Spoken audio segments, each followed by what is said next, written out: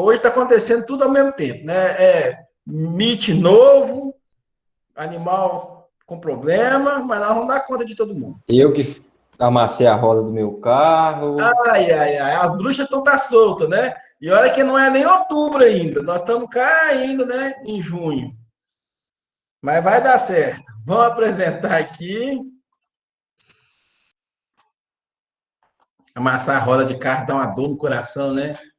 Quando a gente amassa assim, eu sinto lá, nossa, quando bate num baque, eu sinto lá no coração a dor e o prejuízo dói lá no bolso.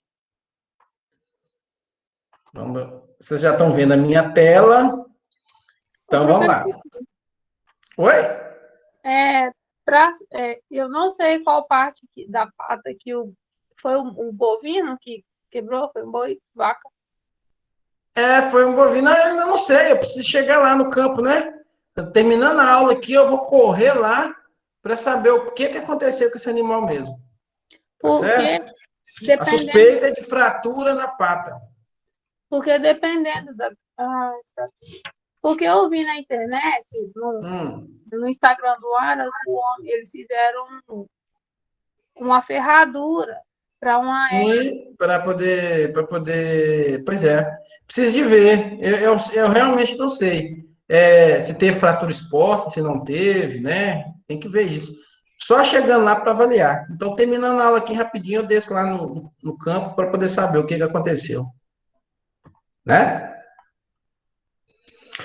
Então, vamos lá, pessoal. Vamos para nossa aulinha. Com a graça de Deus, que tudo vai dar certo. Bom, então, eu vou falar para vocês hoje do do teste de Sheffer e do teste de Dunnett, né? Nós vamos começar primeiro pelo teste de Sheffer, porque ele se assemelha muito com os outros testes, né? Depois a gente passa para o Dunnett, que é um teste mais específico, tá bom? E aí nós vamos dar o mesmo exemplo sempre. Por que eu vou ficar dando sempre o mesmo exemplo? Para vocês ir comparando como é as respostas de cada um dos testes. Vocês devem ter percebido, e a gente viu, né, na última aula, que a diferença da resposta do Tucker para o Duncan, né? Ele dá uma resposta diferente. E hoje a gente vai ver o teste de Sheffer, né? Então, o exemplo que a gente vai dar é esse ainda, né? Das 4 variedades de milho que o agrônomo tomou em 20 parcelas, em 20 parcelas, né? E que foi distribuídas todas ao acaso aí. Deixa eu só tirar aqui a apresentação, senão ele vai ficar sempre passando quando eu não devo. E salvar. Então, pessoal, é aquele mesmo exemplo que a gente havia falado, né? Aqui estão as 4 variedades do milho, né? Nesse caso, foram, né, plantadas e aí colhidas, então, né? As variáveis respostas. E aí ele pediu que usasse aí um nível de significância de 5%, né? E ele pede, esquece um pouquinho dessa história aí de considere o tratamento C como grupo controle aí, porque isso aí a gente vai ver lá no teste de Dunnett. Nós estamos olhando primeiro o teste de Sheffer aqui, né? Deixa eu até apagar isso aqui, porque isso aqui é do teste de Sheffer, né? Então, vamos apagar isso aqui para a gente não ter nem dúvida disso aí, né? Então, vamos só perguntar aqui, né? Quais tratamentos são iguais, aliás, vamos só usar aqui, ó. Use o teste de Sheffer. Esse aqui a gente vai usar lá no teste de Dunnett. Isso é porque eu aproveitei o texto aqui do teste de Dunnett para fazer o de Sheffer e acabei esquecendo de apagar, tá bom? Então, vamos lá. Bom, então, esse quadro aqui é aquele quadro que eu sempre apresento e ele é um resumo do que a gente fez quando a gente fez a análise de variância disso aí, né? A nova desses dados. Então, quando a gente fez a análise a nova nas primeiras aulas, a gente chegou nesse quadro aqui. E aqui acho que está com a dúvida da Érica, né, Érica? Porque é o seguinte, a Érica falou para mim, ó, professor, eu estou confundindo um pouco o F calculado, o F tabelado e a diferença mínima significativa, que no caso foi do Tuque, né? Então, lá, só para a gente tirar a dúvida aqui, ó, veja bem. Bom, da onde você obtém o valor de F calculado? O F calculado, Érica, você vai sempre obter pela divisão entre o quadrado médio de variedade, no caso aqui tratamento, não importa, e o resíduo. Então, é assim que você vai obter o F calculado. Sempre que você dividir o quadrado médio de variedades pelo resíduo, você vai achar o valor do F calculado aqui, ok? A gente chama ele de F calculado justamente porque ele vem através dos cálculos que a gente fez da soma de quadrados, né? Só para a gente lembrar, para a gente achar os quadrados médios aqui, ó, o que a gente teve que fazer? A gente teve que pegar cada um desses somas de quadrados aqui e dividir pelo grau de liberdade do respectivo valor. Né? Então, por exemplo, eu achar o quadrado médio de variedades, eu tive que dividir soma de quadrado de variedades pelo grau de liberdade de variedades, aí eu acho esse valor aqui, ó, 54, 58. A mesma coisa aqui para resíduo, ó. Dividir 112 por 16, vou achar 7. Tá? Ah, por que você não fez total? Porque, na verdade, o total ele só é usado para a gente achar o resíduo. O soma de quadrado de resíduo é obtido por diferença entre o soma de quadrado total, que é 275,75, e o soma de quadrado de tratamentos, que é 163,75. Eu preciso do total para achar o resíduo. Uma vez que eu achei o resíduo, eu não preciso mais do total, tá certo? E aí eu trabalho só com variedade de resíduo, tá? Ah, professor, estou com dúvida também nos graus de liberdade. Vamos lá. Por que é 19 no total? Ora, porque se eu contar aqui, ó, ele tinha 20 parcelas, lembra lá? Ele tinha 20 unidades experimentais, eram 20 parcelas. Só que o grau de liberdade leva 1, fica 19. Por que aqui no variedades é 3? Ora, ele tinha 4 variedades, mas o grau de liberdade leva 1, fica 3. E aí, quando eu fizer 19 menos 3, eu acho 16, que é o resíduo. Tá certo? Então, tá aqui tudo o jeito de você calcular, né, o F calculado. E o F tabelado? O F tabelado, o próprio nome já diz, ele demanda de uma tabela. Aí, nesse caso, uma tabela do teste F e vai levar em consideração o nível de significância, se é de 5% ou se é de 1%. Se for de 5%, aí eu vou olhar, lógico, na tabela de 5%. Como que eu acho os valores para eu poder, né, comparar esse F tabelado aqui? Eu sempre vou pegar o grau de liberdade de tratamento e grau de liberdade do resíduo. Então, eu vou pegar aqui, ó, 3 e 16, vou olhar lá na tabela, né, do F, na tabela do F. Inclusive, eu tenho essa tabela do F aqui, deixa eu só mostrar ela para vocês aqui, rapidão. Aqui, ó, a tabela do F, ó. 3 e 16. Olha lá, 3,24. Tá vendo? 3 e 16, 3,24. 3 na coluna e 16 na linha. Sempre o primeiro é coluna, professor? Sempre o primeiro é coluna. Tá certo? E aí, eu vou achar 3,24, pronto. Esse é o F tabelado. Esses dois eu vou comparar. Quem é maior? Se o F calculado for maior que o F tabelado, rejeita H0, pronto. A gente rejeitou H0, a H0 passa a ser falsa, e a gente fica com a hipótese alternativa que existe pelo menos uma das médias que tem diferença. Se o F calculado não rejeitasse H0, se o F calculado fosse menor do que o F tabelado, aí a H0 era verdadeira e eu parava minha história por aqui, porque todos os tratamentos são iguais, então eu não preciso ficar procurando diferença entre eles, tá? Até aqui, beleza, Érica? Sim. Aí, Ótimo. minha dúvida é, eu tenho o F calculado, tabelado, rejeitei H0. Aí, no teste de Turing, é apenas para descobrir quais é mesmo? Exatamente. Quais médias de tratamentos são iguais, né? E quais são diferentes. Não é Aí, isso? mesmo se eu rejeitar na H0, aí eu já pulo para o teste de Turing, se eu escolher esse teste. Sim, quando você rejeitar H0, você precisa fazer um teste Turing, sempre.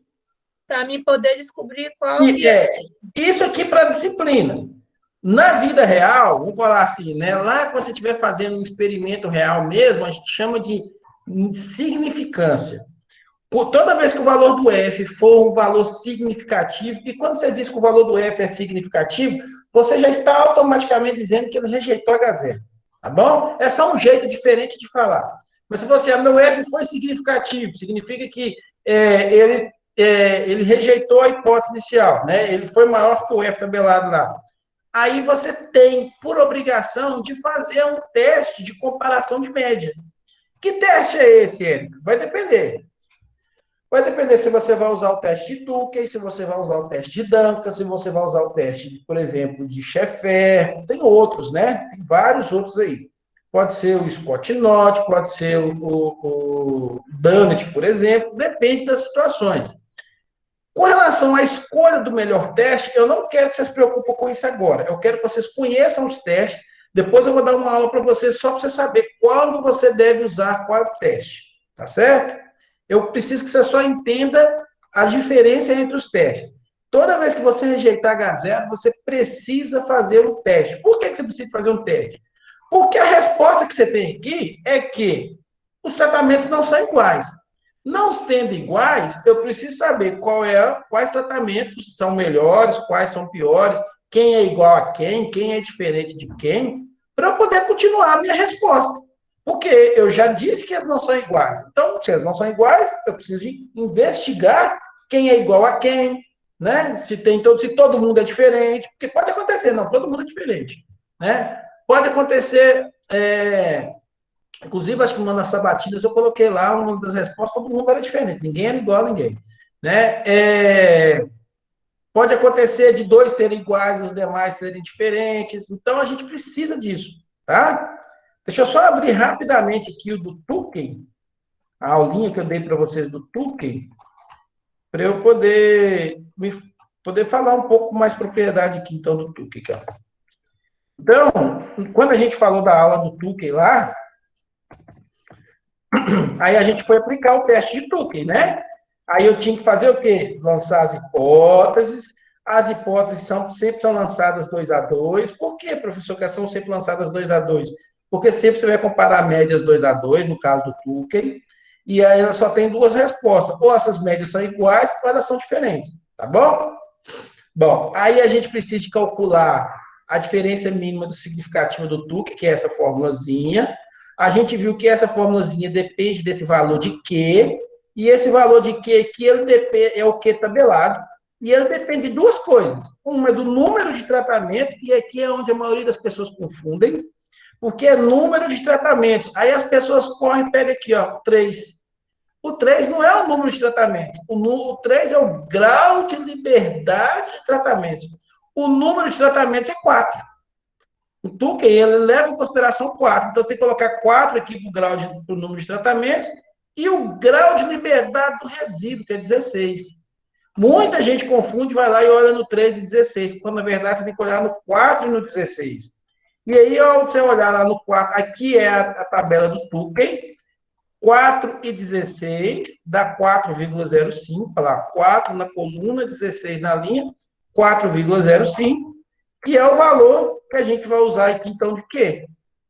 Agora tem todo mundo, né? Ó, o quadrado médio do resíduo, eu sei que vale quanto? 7. Está aqui, ó, quadrado médio do resíduo, 7. O valor de R eu tenho, que é a repetição. É só contar aqui, ó. Para cada tratamento, quantas repetições eu tinha? 5. Olha lá, 1, 2, 3, 4, 5. Pronto, 5. Aplica tudo lá, né? Coloca 4,05 vezes raiz quadrada de 7 sobre 5.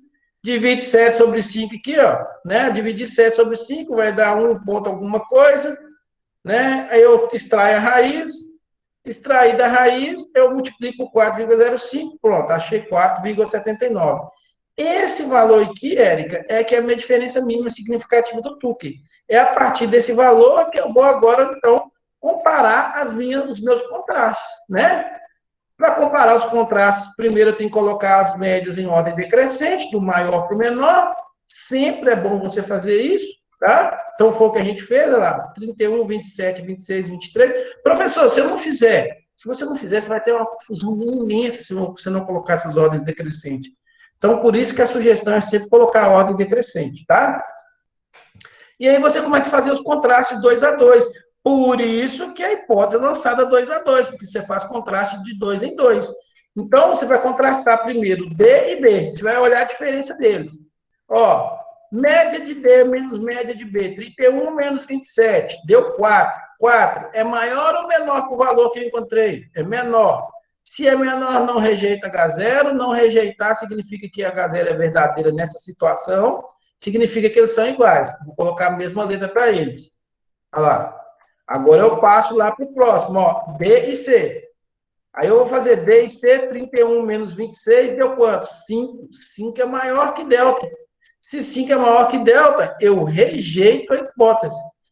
né? Se eu rejeitei a hipótese para essa situação, então eu estou dizendo que eles são diferentes. Se eles são diferentes, eu preciso colocar letras diferentes. Aí eu coloco um B aqui, ó, tá certo? Só para o C, né? Por que eu preciso colocar uma letra B só para o C? Porque até agora só D e C são diferentes. Eu ainda vou testar B e C, não testei.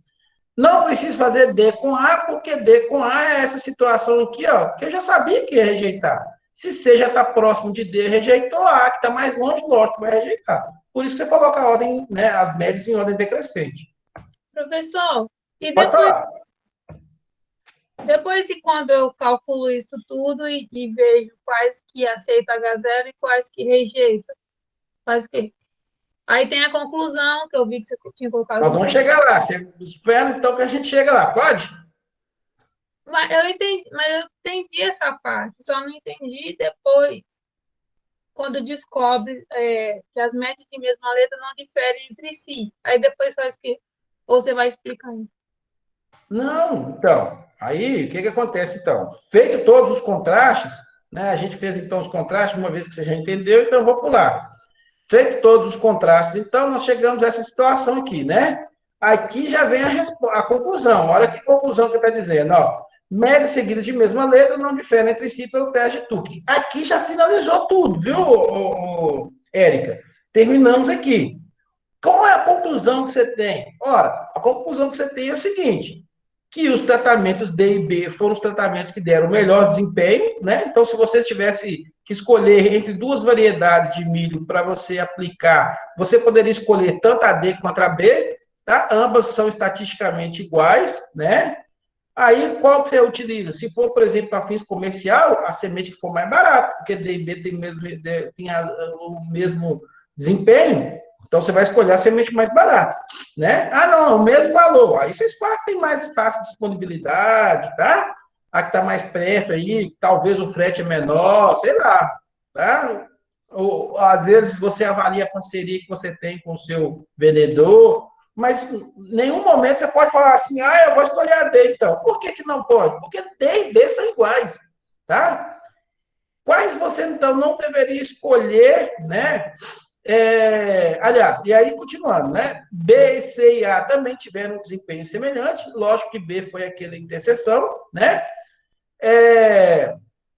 Quais você não pode escolher, você não deveria escolher, olha, eu não devo escolher quais dessas variedades, nem a C, nem a A, né? Nem C, nem A eu posso escolher, porque C e A tiveram menor desempenho. Se eu estou procurando, né, uma variedade de milho que dê mais produtividade, eu não posso escolher C e A. Eu tenho que escolher B e D. Tá? E aqui finalizou, termina por aqui. Certo? Ok, obrigada. De nada. Então, voltando à nossa aula agora, então aqui nós chegamos na mesma situação que antes, né? Nós chegamos na situação de antes de aplicar o teste de Sheffer. Para aplicar o teste de Sheffer, a gente não muda o lançamento da hipótese, ele continua sendo a mesma coisa. Olha lá, tá certo? Não muda. Né? Aqui eu coloquei um C, poderia ser um J, poderia ser qualquer letra. O que eu estou dizendo para vocês é o seguinte, não há diferença entre essa multiplicação, né? E aí, você vai precisar de calcular a diferença mínima significativa do Sheffer, que é um pouquinho diferente do Tuque e do Duncan. Lembra que o Tuque e o Duncan é muito semelhante. O que muda o Tuque e Duncan é só a tabela, né? E a forma de aplicar. A diferença mínima significativa dos dois, a fórmula é a mesma, né? Aqui não, o Sheffer muda tudo. Por quê? A fórmula do Sheffer é essa aí. Porque o teste de Sheffer, ele é um teste que você pode aplicar ele 2 a 2, mas ele também pode ser aplicado a grupos de contrastes maiores, né? Não só 2 a 2. Por exemplo, contraste com 3 é média, contraste de 4 médias, tá certo? Então, por isso que ele leva isso em consideração, tá? Mas ele também pode ser aplicado 2 a 2 e ele é um excelente teste quando aplicado 2 a 2. A fórmula dele, então, é essa fórmula aí um pouco comprida. É lógico que eu nunca vou pedir vocês para que decore fórmula, galera. Nunca, de forma alguma, nem nas minhas provas, quando era presencial, eu aplicava, né, eu dava um formulário com todas as fórmulas lá, Porque, às vezes, né, é difícil lembrar, até a gente, às vezes, é difícil lembrar tanta forma, tá? O que significa cada um desses aí? Ele é engraçado, o teste de Chefé, ele é curioso. Ele é o que tem a fórmula mais feia, mas é a fórmula mais fácil. Olha só. Esse I menos 1 aqui, ó, que ele está aparecendo aqui, é o número de tratamento menos 1. É o grau de liberdade do tratamento, né? Então, olha lá, o I aí é níveis de fatores de estudo, no caso, número de tratamentos.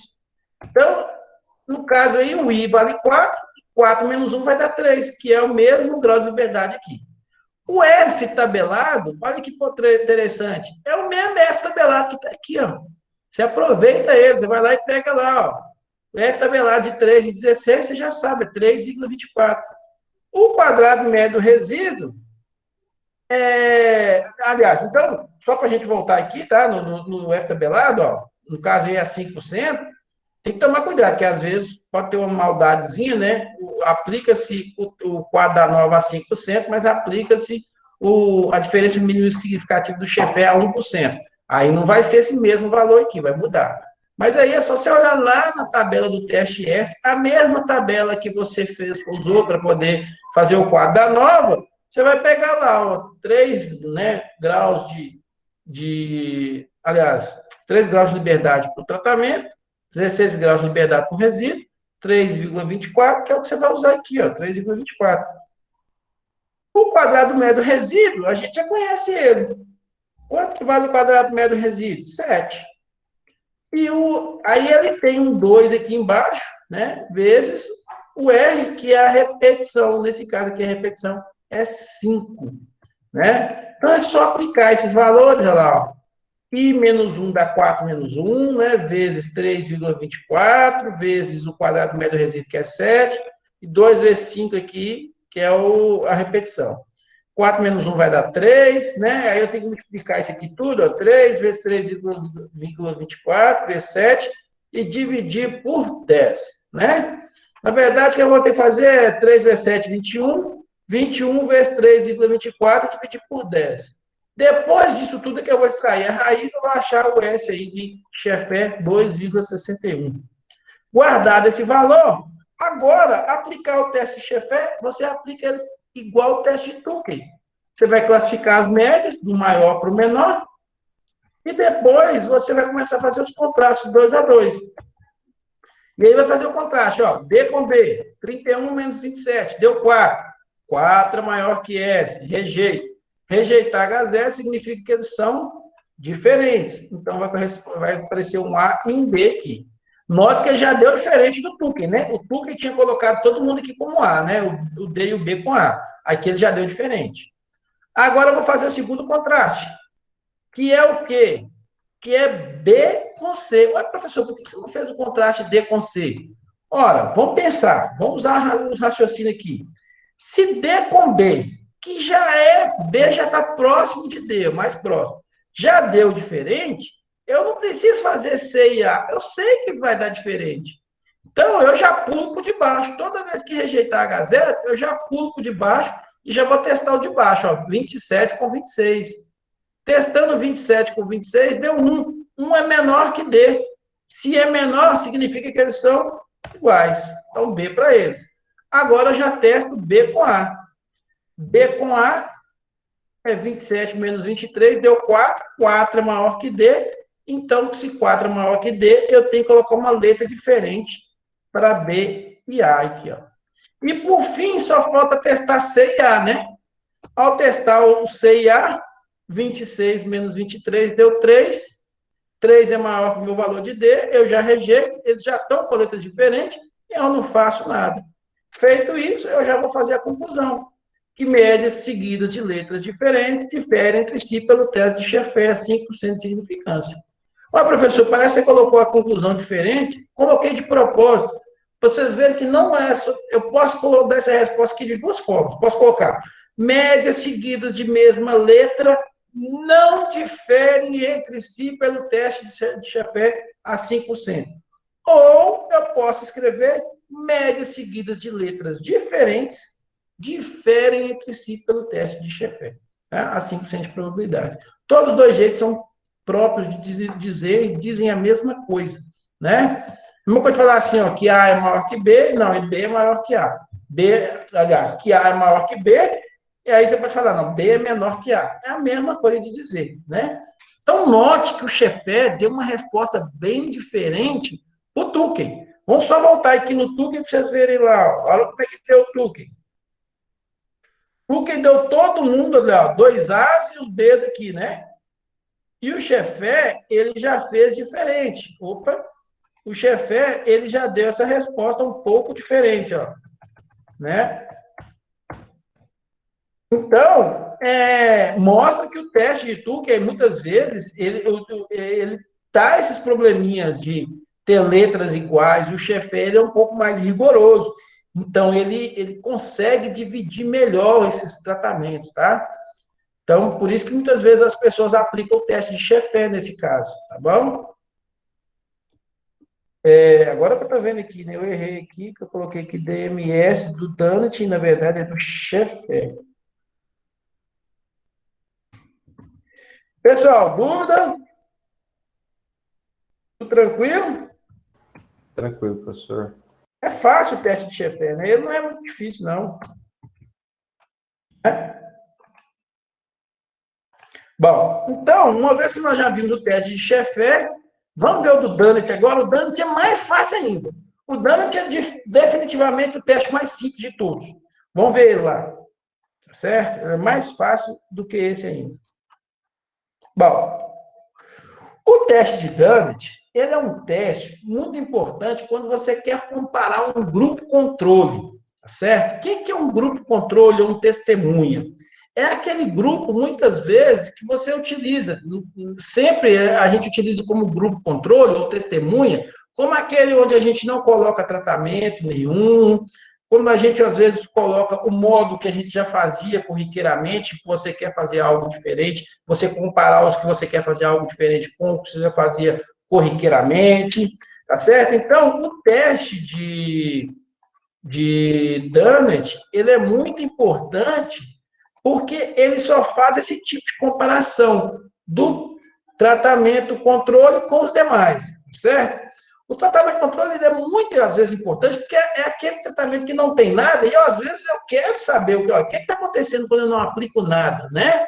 Será que realmente não aplicar nada e contrastar ele com os que eu apliquei alguma coisa, houve diferença nesses testes ou não, né? Nesses tratamentos ou não? Então é muito importante, tá? Muitas vezes você pode ter, por exemplo, uma testemunha positiva, testemunha negativa, tá? O que é isso? Isso acontece muito, por exemplo, quando você tem associação de duas substâncias, né? Digamos que você vai fazer, por exemplo, associação de duas substâncias, né? Sei lá, vamos imaginar que um veterinário esteja, né, tentando utilizar dois tipos de antibióticos aí para uma determinada bactéria aí que ele quer combater no animal. Aí vamos supor que ele já ele utilizava sempre tetraciclina, né? Aí ele quer comparar o uso de tetraciclina junto com a amoxicilina, para ver se vai dar um resultado melhor, por exemplo. Aí o que ele faz? Ele pode programar os tratamentos da seguinte forma: ele faz assim, ó. Primeiro, ele vai colocar um tratamento que é o tratamento de testemunha negativa, onde ele só vai injetar, por exemplo, no animal água, né? Água aí, ou, por exemplo, né? Ou pode ser água destilada, alguma coisa assim, né? Ou soro fisiológico, né? Vamos imaginar que ele vai aplicar só soro fisiológico, ou seja, não tem nada de antibiótico ali. Aí ele aplica um segundo tratamento, que é com tetraciclina, porque tetraciclina ele já aplicava normalmente nos animais.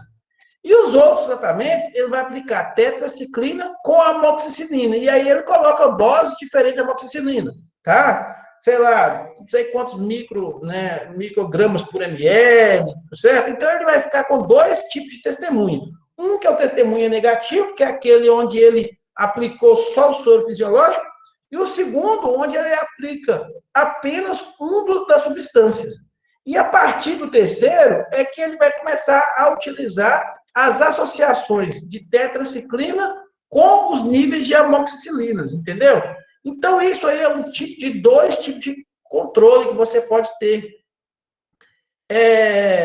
Os testes controles, eles são importantes, porque é o seguinte, olha só, digamos que se ao aplicar apenas soro fisiológico, o animal já, né, teve resposta, aí você vai ficar a seguinte conclusão, mas será que realmente é necessário aplicar tetraciclina e amoxicilina? Se os animais que não receberam nada tiveram a mesma resposta, os níveis, de repente, de tetraciclina e amoxicilina que eu estou usando não são eficientes. Então, por isso que é importante do controle. Às vezes a resposta pode dar o seguinte, olha, quem deu, né, o indivíduo que recebeu o soro fisiológico, ele realmente não conseguiu, né, vamos falar assim, né, combater a infecção. Mas quem recebeu apenas tetraciclina combateu perfeitamente a infecção. Aí você tira a pergunta, né? Você pode começar a se perguntar, então, não preciso fazer associação com a amoxicilina, a própria tetraciclina já resolve o meu problema. Para que eu vou fazer associação? Tá entendendo, galera? Como é que é a importância desses tratamentos controles? Então, o tratamento controle é te dar esse tipo de resposta. Por isso é importante utilizar. E ele é muito utilizado em todas as pesquisas, seja ela na zootecnia, seja ela na agronomia, né? Na veterinária, é muito utilizado porque a gente está sempre comparando com uma coisa que a gente já fazia antes, tá? Então, essa é a diferença. Então, nós Professor, vamos fazer o seguinte, nós vamos aplicar... Alguém tem alguma dúvida? na verdade não é dúvida, é porque assim, quero que o senhor me explique um negócio. Pode, vamos lá. Nós aqui do Nelore Mil, a gente vai fazer um experimento, né, com os animais do Nelore Mil, de desempenho animal. Sim. Aí vão ser 80 animais. Sim. 60 vão ser animais homozigotos, né? Aí esses animais vão ser apartados 5 animais em cada piquete. São 10 piquetes, com 1 hectare, né? 5 animais em cada piquete. 60 animais homozigotos, 10 animais, né, em 2 piquetes heterozigotos e 10 animais Nelore padrão, sem o gene. Ou seja, o tratamento vai ser a presença ou não, né, do gene da miostatina, ele em homozigose, heterozigose e o Nelore padrão que não tem a variação do gene. Né? O Nelore padrão fica sendo o tratamento controle. Isso, exatamente. Mas como o número de as repetições do tratamento dos animais homozigotos, que vão ser 60, será que não vai ter algum problema, algum assim, erro estatístico por conta do número de repetições dos animais homozigotos serem maior do que do grupo controle e do outro grupo dos heterozigotos? Exatamente. O ideal seria que fosse o mesmo número. Porque você vai ter aí um teste de Tuque desbalanceado, entendeu? Se houver diferença estatística, você vai ter que fazer um teste de Tuque, por exemplo. Aí tem que fazer um teste de Tuque desbalanceado, ou um teste de Dunnett. O ideal, lembra, é que as amostras, tanto o DIC, o delineamento inteiramente casualizado, quanto o DBC, que é o delineamento em bloco casualizado, ele necessita que as unidades experimentais sejam um pouco homogêneas, né? Então, o ideal seria ter o mesmo número de animais. Você entendeu? O correto seria esse. Sim, né? aí a gente até estava conversando com o professor aqui da UFG, o professor Vitor, e ele falou lá, mas eu não entendi muito bem, ele falou assim que não ia ter problema não, porque ia ajustar um negócio lá, depois eu vou até procurar saber, até para passar aqui. Eu não sei se é porque tem a quantidade de animais correta, e o pessoal conversou, o negócio eu não entendi muito bom. Mas ele falou assim que não vai ter problema estatístico por conta de outro negócio lá. Não, que vai fazer um ajuste depois, né? Faça esse ajuste. Mas não é o ideal, viu, Vitor? Vitor não, o Paulo. O ideal é que seja o mesmo número de tratamentos, tá certo? Quando ele for publicar, ele vai ser cobrado por isso, porque ele não utilizou o mesmo número de tratamentos, tá? O ideal é que ele utilize. Quando ele for publicar esses dados, com certeza vai se ter, né? Quem for fazer a revisão, vai, mas por que não usou os mesmos tratamentos, né? Entendeu? Entendi. Tudo bem que é um gene que ele independe muito vamos falar assim, né?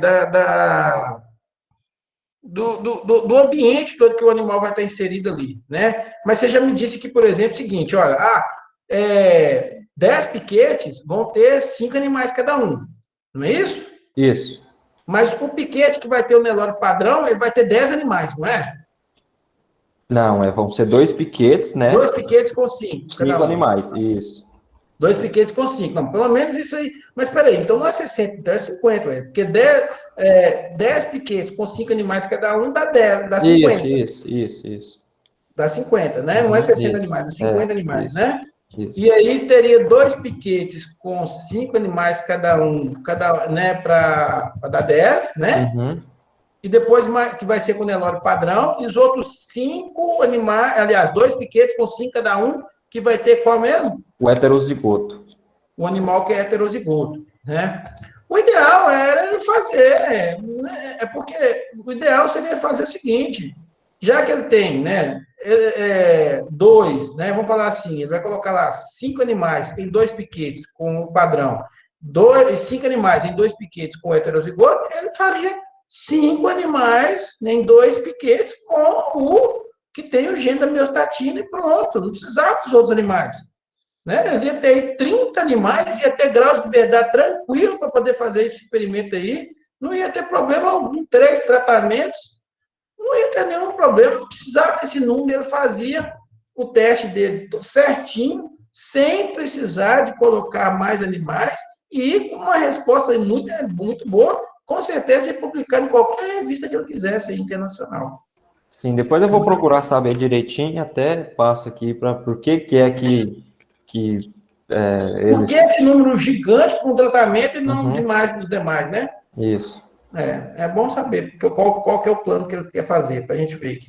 Tá bom? Fechou. Bom demais.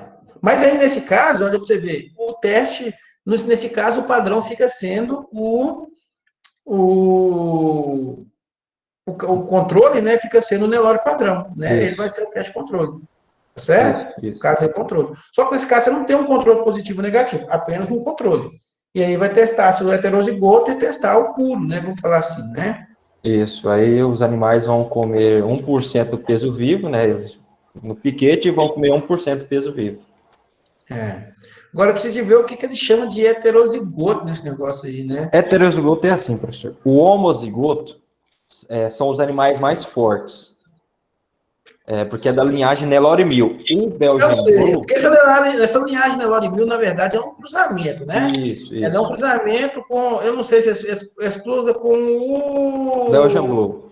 Belgian Blue. Isso. Ele acaba sendo uns 7/8, eu acho, não acredito, se eu não estou enganado. É 15,32, uma coisa 15, assim. Tá. Uhum. Aí o homozigoto, né, é o azão, que é os animais mais fortes. O heterozigoto... Sim, é o que tem vai ser os animais... o azão, azinho, que são os animais que não apresentam tanta musculatura assim. É o teste, faz o teste lá do marcador genético para ver se ele tem só um alelo. Isso mesmo. A gente estava até no FG ontem fazendo PCR para identificar alguns animais que a gente não tem certeza que tem para marcar e mandar lá para o sistema. Exatamente, você faz o PCR e faz exatamente isso aí. Você testa para você saber. Tá. Realmente, eu acho bobeira, sabe? Poderia fazer aí o teste todo com 30 animais apenas e ia funcionar muito bem mesmo. Vamos continuar então? Teste nosso de Dunnett? Então, é o mesmo teste que a gente vai aplicar sobre a mesma condição. A diferença aqui é que nós vamos utilizar, então, a variedade C como o controle, tá? Nesse caso, ele pede para utilizar a variedade C como grupo controle, né? Do grupo A, do B e do D, certo? Bom, então, de novo, é aquela mesma história, o mesmo quadro da análise, então nem vou ficar me delongando aqui, é a mesma respostazinha, essa aqui é a análise de variância. A gente sempre precisa da análise de variância antes de aplicar o teste, por isso que eu tenho que mostrar ela para vocês. E aí a gente chega aqui, então, na aplicação do teste de Dunnett. O teste de Dunnett, ele vai lançar hipóteses sempre com a relação do grupo com o controle. Por isso desse C aqui. Esse C significa do grupo controle. Então, nós vamos só comparar todo mundo com o grupo controle. Ele por isso que ele é muito mais fácil. Ele não tem comparações entre cada um dos tratamentos. Só vou fazer o seguinte, vou comparar o A com C, o B com C e o D com C e pronto, acabou minha história. Tá certo? Por isso que o teste de Dunnett ele não pode ser aplicado a qualquer um. Ele tem que ser sempre aplicado, né? Sempre vai ser aplicado quando tiver grupo controle. Se eu não tiver grupo controle, eu não posso usar teste de Dunnett, tá certo? Então, para a gente calcular o teste de Dunnett, ele é muito semelhante ao do Tukey. Olha aí para você ver. Ele depende do valor de D de Dunnett, lá da tabela do Dunnett, né? Ele tem uma tabela específica para o Dunnett. Não é igual o teste de Chefé, que usa a tabela do F, né? O Tukey tem a tabela própria. O Duncan tem a tabela própria. O Dunnett também. O Chefé usa a tabela do teste F, tá? E aí, então, eu vou precisar desse D tabelado, né? E a raiz quadrada, aí aqui que difere, né? É 2 vezes o quadrado médio do resíduo. Enquanto os outros é só o quadrado médio do resíduo, ele é 2 vezes o valor do quadrado médio do resíduo dividido pela repetição. Então, nesse caso de D aqui, vai ser o número de tratamentos, eu vou olhar o número de tratamentos, são 4, e o grau de liberdade do resíduo, que no caso aqui é 16, eu vou ter que ir lá na tabela do Dunnett olhar 4 e 16, aí a gente vai aplicar 5%. Então, está aqui a tabela do Dunnett. Essa tabela do Dunnett é só um pouquinho diferente da que a gente viu, mas ela não tem muita diferença, não. Ó. Vamos ver lá. Aqui, ó, eu vou olhar aqui, ó, 4 e 16. Então, vamos lá no 4 e 16. Está aqui, ó. Aí eu tenho 2 valores. Qual que eu vou usar? 2,59 ou 3,39? Ora, eu não estou aplicando a 5%, então, se eu estou aplicando a 5%, eu vou usar 2,59. Se eu estiver aplicando a 1%, eu vou aplicar o 3,39, tá certo? Então, aqui, ó, a gente vai usar 2,59, que é a 5%, né? Então, vai ser 2,59 aqui no valor de D. O quadrado médio do resíduo, a gente já sabe que vale 7, é esse valor de K. E a gente já sabe que a repetição vale 5. Então, agora é só aplicar isso aí, olha que facilidade. É só colocar lá 2,59, raiz quadrada de 2 vezes 7, dividido por 5. 2 vezes 7 dá 14, 14 dividido por 5, eu vou extrair a raiz, né? Vai dar próximo de 3 esse valor aqui, 2,90 e poucos. Vou extrair a raiz e multiplicar por 2,59, vou achar aí um D de 4,33. O que eu vou fazer agora? Agora eu vou fazer meus contrastes. Lembre-se que o contraste do Dunnett é sempre somente de todos com, né, os contrastes que eu vou fazer vai ser de todos os tratamentos com controle. Então, eu vou fazer lá, ó, média do A vale 23, média do B vale 27, média do D vale 31. Eu não coloquei a média do C, porque é o que eu vou contrastar. Ah, professor, no Dunnett não precisa colocar as médias em ordem crescente. Não é necessário. Se quiser, pode colocar, mas não é necessário. E agora eu começo a efetuar os contrastes, sempre comparando com o grupo controle. Então, ó, o primeiro, A, né, que é a média do tratamento A menos a média do grupo controle. É 23 menos 26. Isso vai dar menos 3. Eu olho em módulo, tá, galera? Então, em módulo, eu olho o valor absoluto, que nesse caso aqui é 3, e 3 em módulo, porque é o valor absoluto, né? É errado dizer que em módulo um número fica positivo, não é que ele fica positivo, é porque eu desconsidero o sinal, eu olho o valor absoluto. 3 é menor do que 4,33, não rejeita H0. Não rejeitar H0, eu coloco um NS ali, ó. Daqui a pouco eu vou explicar para vocês o que é esse NS. NS não significativo. Agora eu passo para o próximo. Média de B menos média de C, dá 27 menos 26, dá 1. 1 é menor que D, então também não rejeita H0.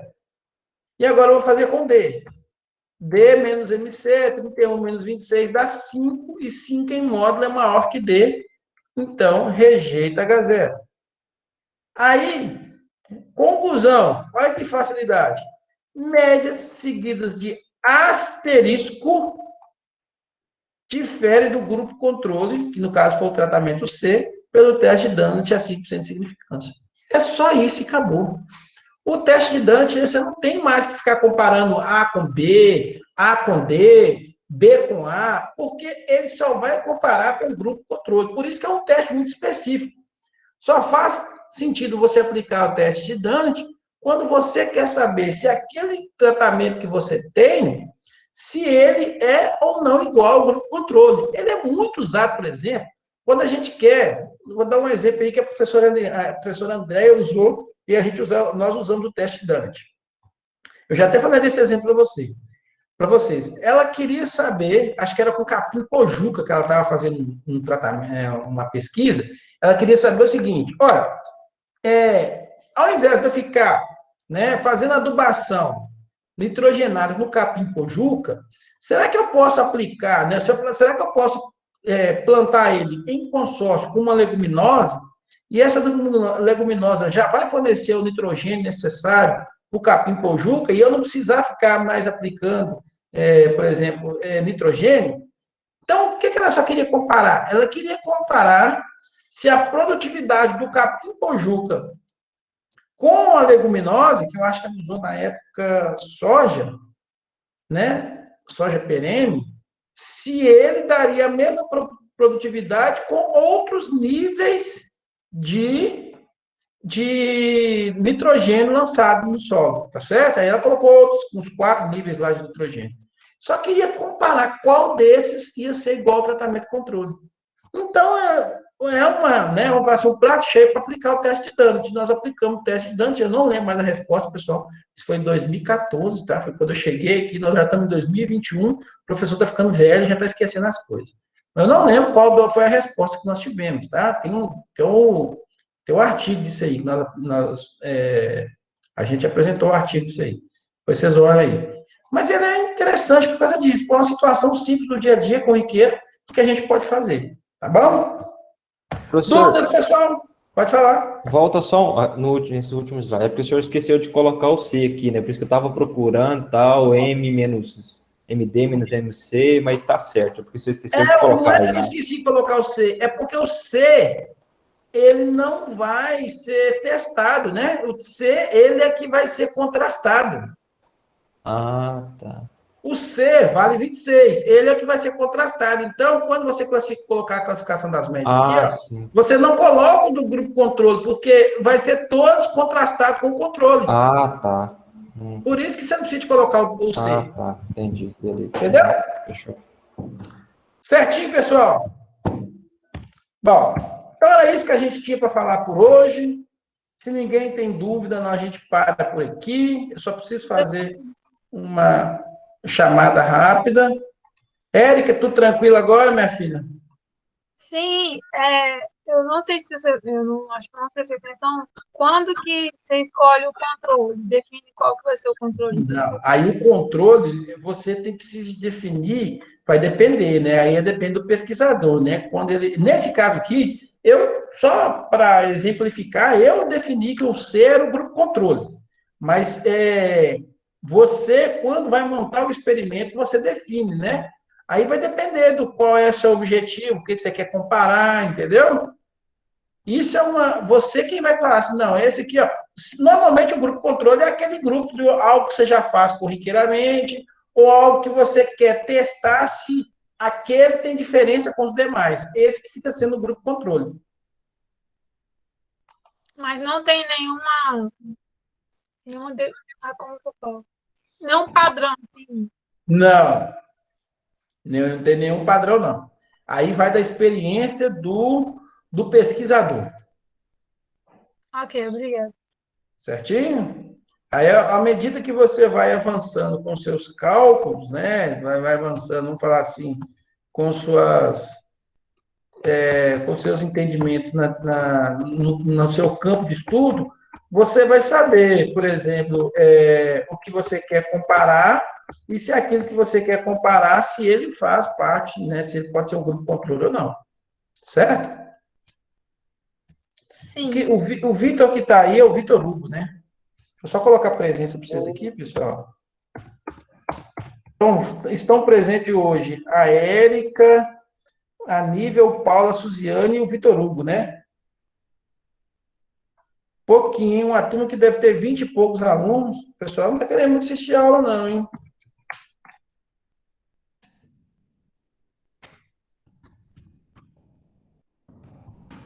Pessoal, mais alguma dúvida? Tranquilo, professor. Tranquilo? pessoal, se não tem mais nenhuma dúvida, a gente para por aqui. Eu estava só notando aqui o que a gente falou hoje no nosso. A gente para por aqui, ficamos aqui, pessoal. E até mais. Falou, professor. Até mais. Boa semana. Mas, obrigado. Abraço. Tchau, tchau. Obrigada, pessoal. Tchau. De nada, que é isso, imagina.